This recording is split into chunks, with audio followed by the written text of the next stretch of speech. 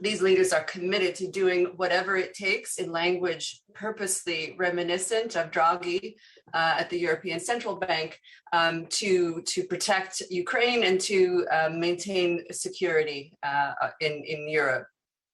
Well, Tina, I'm sure Steve is going to be getting into the nitty-gritty of the energy crisis and the war in Ukraine and how that's going to feature at the summit. But I'm curious about a line that you put together as part of your latest commentary, that the elephant in the room is U.S. backsliding on women's rights following the overturning of Roe versus Wade.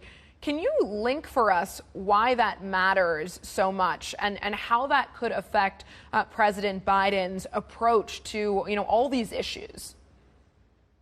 Well, this is a perfect example of kind of what's different about my approach to geopolitical analysis for markets and the economy.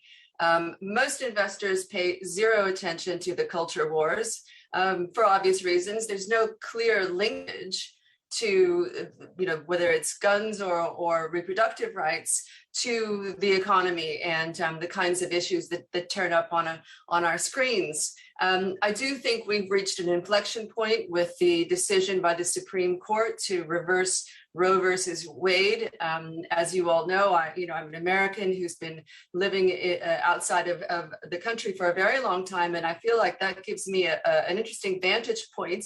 I was in the US last week talking to investors who completely discounted this issue. But I actually think that the reversal of Roe versus Wade, first of all, is a business risk for the US. When it comes to the elephant in the room, we saw disbelief from US allies at reversing what is seen as a fundamental right. And here is where the US is very much out of step with its OECD and indeed G7 peers. We're still having arguments that were settled 100 years ago amongst the countries that we are closest to, and that makes the U.S. an outlier and not in a good way. And when it comes to statements with these gatherings that are about shared values, many people are saying, how can the U.S. talk about a commitment to democratic values, civil rights, and human rights if it's prepared to roll back the rights of half of its population?